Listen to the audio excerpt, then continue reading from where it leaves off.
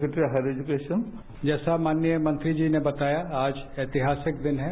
34 साल के बाद देश को एक नई शिक्षा नीति मिली है। मैं संक्षिप्त प्रस्तुतिकरण के माध्यम से पुरानी शिक्षा नीति के मुकाबले हम नई शिक्षा नीति में कहाँ हैं, जो बड़े परिवर्तन हैं वो क्या हो रहे हैं उच्च शिक्षा, स्कूल शिक्षा में, और इसका क्या आउटकम रहेगा, कितने छात्र छात्राएं लाभान्वित होंगे, किस प्रकार से नए संस्थान खुलेंगे, इस पर एक प्रेजेंटेशन है। I just give you the background that starting with the University Education Commission way back in 1948, there was Secondary Education Commission followed by Kothari Commission.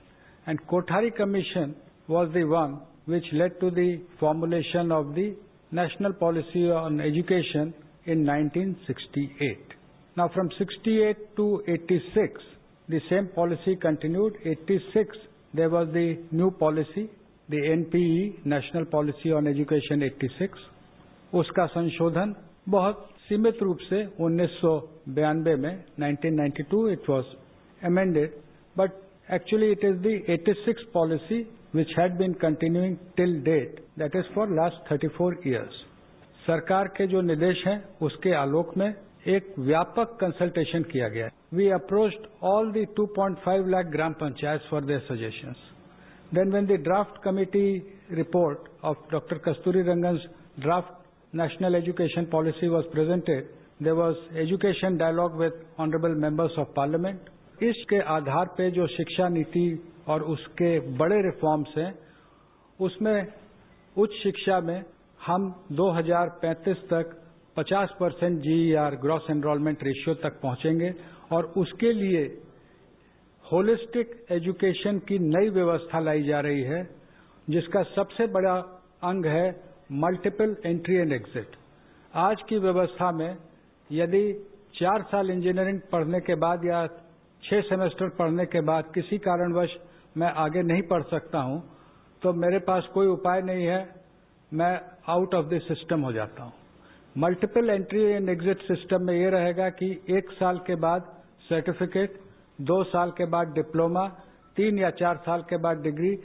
जैसे बैंक के सेविंग अकाउंट होते हैं, वैसे ही एकेडमिक क्रेडिट में digi locker के माध्यम से हमारे वहां पर क्रेडिट रहेंगे.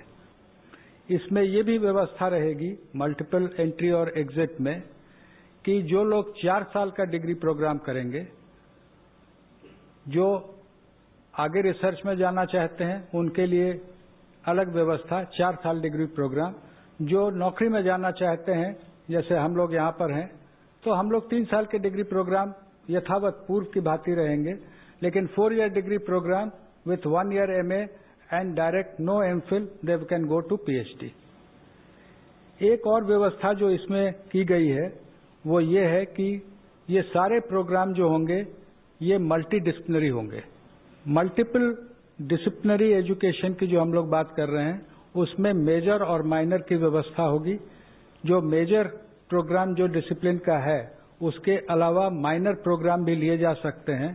2 फायदे इस पूरे सिस्टम के कि आर्थिक या अन्य कारण से जो लोग ड्रॉप आउट हो जाते हैं वो वापस सिस्टम में आ सकते हैं बिना अपना समय गंवाए हुए. दूसरा, नई व्यवस्था में मेजर और माइनर्स के माध्यम से ये व्यवस्था रहेगी कि व्यक्ति मल्टी डिसिप्लिनरी वेल राउंडेड अपने इंटरेस्ट के हिसाब से इंजीनियरिंग और म्यूजिक अगर सीखना चाहता है, अगर वहाँ संस्थानों को मल्टी डिसिप्लिनरी बनाया जाएगा, यूनिवर्सिटीज को मल्टी डिसिप्लिनरी बनाया जाएगा, वहाँ वो शिक्षा ले सकते. शिक्षा के जो स्टैंडर्ड्स होंगे वो सबके लिए कॉमन होंगे. फी फिक्सेशन पर भी समिति ने जो रिकमेंडेशन की थी उसका विस्तृत उल्लेख पॉलिसी में किया गया है. ब्रॉड रेगुलेटरी फ्रेमवर्क के अधीन फी पर कैप रखा जाएगा और जो शुरू से हमारा लक्ष्य रखा है कि GDP का 6% शिक्षा के क्षेत्र में व्यय होना चाहिए. The central government, state government will work together to achieve 6%. School education के प्रमुख जो रिफॉर्म्स हैं उस पर सचिव स्कूल शिक्षा बताएंगे. ये जो पूरी जो हमारी पॉलिसी आज आई है उसमें 27 मेजर हेडिंग्स हैं. 27 जो मेजर हेडिंग्स हैं उसमें 10 हेडिंग्स सिर्फ स्कूली शिक्षा के लिए हैं, 10 हेडिंग्स सिर्फ उच्च शिक्षा के लिए हैं, लेकिन 7 हेडिंग्स ऐसे हैं जो कॉमन हैं, और वो जो कॉमन है उसमें ये टेक्नोलॉजी और ऑनलाइन एजुकेशन भी है। अब हम स्कूल के रिफॉर्म्स की तरफ आए तो इसमें काफी पाथ ब्रेकिंग रिफॉर्म्स हैं जो कि इनफैक्ट पहली बार किसी भी एजुकेशन पॉलिसी में आई है। इस बार early childhood care and education के लिए एक पूरा करिकुलम बनाने की बात है। जो पूर्व प्राथमिक शिक्षा होती है उसकी यूनिवर्सलाइजेशन की बात की गई है, और 3 से 6 वर्ष के जो बच्चे हैं जो आंगनवाड़ी में भी पढ़ते हैं, कुछ बच्चे प्री स्कूल में भी पढ़ते हैं, उन दोनों सिस्टम्स को कंटिन्यू करके वहां पे एक play based, activity based, flexible, multifaceted जो करिकुलम होता है वो लागू किया जाएगा, जिसके लिए ट्रेनिंग की जाएगी। जो बुनियादी शिक्षा होती है, जो बच्चे 6 से 9 वर्ष के होते हैं जो कक्षा 1 से 3 में पढ़ते हैं, उनके लिए बेसिक लिटरेसी यानी कि साक्षरता, बेसिक न्यूमरेसी जो संख्या ज्ञान होता है, इन दोनों चीजों के ऊपर फोकस करते हुए एक नेशनल मिशन सेटअप किया जाएगा जो सिर्फ इस चीज के ऊपर फोकस करेगी। पाठ्यक्रम का और पढ़ाने के तरीके का जो स्ट्रक्चर है उसमें चेंज है। यहाँ पर जो हम सिस्टम लेकर के आए हैं वो 15 वर्ष का जो आप देख रहे हैं 5+3+3+4, मतलब 3 से 6 वर्ष का बच्चा जो है 8 वर्ष तक एक ही पाठ्यक्रम, एक ही तरीके से पढ़ाई करे, play method, discovery method, activity based, experiential learning, ताकि वो फाउंडेशनल लिटरेसी और न्यूमरेसी अचीव कर सके। जो मिडिल स्कूल होगा उसमें जो है वो सब्जेक्ट इंट्रोडक्शन होगी और फिर सब्जेक्ट की एक्सप्लोरेशन होगी और वो मल्टी डिसिप्लिनरी अप्रोच होगा। उसी तरह जो +4 लिखा है वो 9th to 12th है। इसमें भी जैसा हायर एजुकेशन में है कोई स्ट्रीम्स नहीं है, मल्टी डिसिप्लिनरी होगा। हर बच्चे का इसमें ये लिखा है कि जब वो स्कूल से निकलेगा तो एक स्किल, एक वोकेशनल स्किल उसको वो हासिल करके निकलेगा। और जो स्टैंडर्ड्स बन रहे हैं जो सेल्फ डिस्क्लोजर के, वो पब्लिक स्कूल्स और प्राइवेट स्कूल्स के लिए कॉमन रहेंगे, दोनों को एक ही स्टैंडर्ड में पहुंचने का है। टीचर्स एजुकेशन जो 2009 में बनी थी 11 साल पहले, वो भी अब हम हाथ पर लेंगे। जो अर्ली चाइल्डहुड एजुकेशन की मैंने आपसे जो बात करी, पहली बार इस तरह से बनेगा कि 0 से 3 वर्ष का सब फ्रेमवर्क बनेगा जिसमें पेरेंट्स को बताया जाएगा कि आप घर पे क्या कर सकते हैं, और 3 से 6 वर्ष का आंगनवाड़ी के अंदर या प्री स्कूल में अगर बच्चा है तो उसके लिए बताया जाएगा। बोर्ड एग्जाम, इसके ऊपर काफी विस्तृत में पॉलिसी में लिखा हुआ है। बोर्ड एग्जाम जो है उसका महत्व, उसको कम करने के लिए बहुत सारे तरीके बताए गए हैं। फर्स्ट ऑफ ऑल ये कहा गया है कि मॉड्यूलर एग्जाम्स हो सकते हैं, साल में 1 बार होना जरूरी नहीं है, 2 बार हो सकते हैं। बोर्ड एग्जाम्स के लिए हर सब्जेक्ट को मैथमेटिक्स से शुरू करते हुए हर सब्जेक्ट को 2 लेवल पे ऑफर किया जा सकता है। तीसरा ये भी कहा गया है कि बोर्ड एग्जाम को 2 भाग में बांटा जाए, ऑब्जेक्टिव एंड डिस्क्रिप्टिव। इस तरह से काफी सारे इसके अंदर पॉलिसी में चीजें लाई गई हैं बोर्ड एग्जाम्स के लिए। और ये भी कहा गया है कि बोर्ड एग्जाम सिर्फ नॉलेज के एप्लीकेशन को टेस्ट करे, रोट लर्निंग को नहीं, जो आप रट करके जाते हैं उसको नहीं, लेकिन वहां जाकर के जो रोजमर्रा की जिंदगी में आपके नॉलेज को अप्लाई करने की बात है उसको टेस्ट किया जाए। जो शिक्षा का माध्यम है, जहां तक पॉसिबिलिटी हो वहां तक 5वीं कक्षा तक मातृभाषा या नहीं तो क्षेत्रीय भाषा हो या घर की जो भाषा बोली जाती है उसमें पढ़ाया जाए, और हो सके तो 8वीं तक पढ़ाया जाए और उसके आगे भी पढ़ाया जाए जहां पॉसिबल हो। आप पोखरियाल जी, आज हिंदुस्तान के इतिहास में एक ऐसा अवसर आया है जब इस देश के यशस्वी प्रधानमंत्री नरेंद्र मोदी जी के अध्यक्षता में इस देश की ऐसी शिक्षा नीति जो 1986 के बाद जो स्कूली शिक्षा और उच्च शिक्षा में उसकी परिवर्तनकारी सुधारों के लिए एक महत्वपूर्ण रास्ता प्रशस्त करेगा। और जो हमारे देश के प्रधानमंत्री ने एक नए भारत के निर्माण की बात की है, उस नए भारत के निर्माण में ये नई शिक्षा नीति 2020 मील का पत्थर साबित होगी।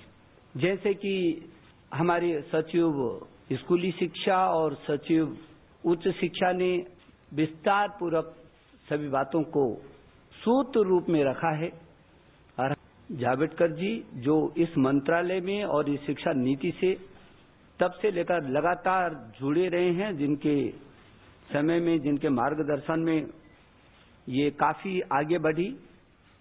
और मैं ये समझता हूं कि पूरी दुनिया में शायद इससे बड़ा परामर्श, विचार विमर्श कभी नहीं हुआ होगा।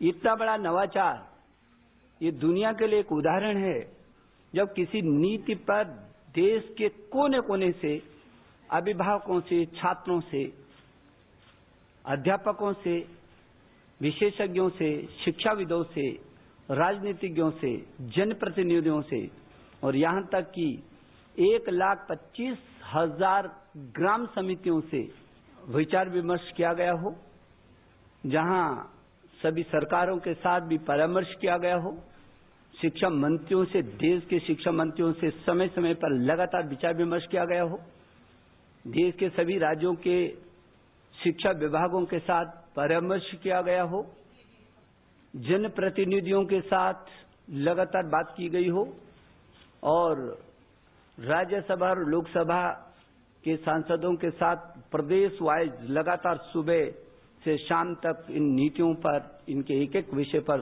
परामर्श और चर्चा की गई हो। संभवतः देश के इतिहास में ये पहली बार ऐसा हो रहा होगा और इन लंबे रास्तों से होकर के गुजर करके, क्योंकि ये देश की शिक्षा नीति बन रही है। शिक्षा किसी भी व्यक्ति, परिवार, समाज और राष्ट्र की आधारशिला होती है और इसलिए व्यापक परामर्श और सब लोगों की चर्चाओं के बाद और जब हमने इसको पब्लिक डोमेन में डाला था उसके बाद भी 2,25,000 के करीब सुझाव आए। उन सुझावों में भी हमने उच्च शिक्षा और स्कूली शिक्षा 2 अलग सचिवालय बनाए, 15-20 टीमें विशेषज्ञों की बनाई, व्यापक उनका विश्लेषण किया और उस सब के बाद इसको एक शिक्षा नीति के इस निचोड़ पर ला करके आज माननीय प्रधानमंत्री जी की अध्यक्षता में हुई जो कैबिनेट है उसने इस पर अपनी अंतिम सहमति दी है। मैं मानव संसाधन विकास मंत्रालय, जो अब शिक्षा मंत्रालय के नाम से जाना जाएगा,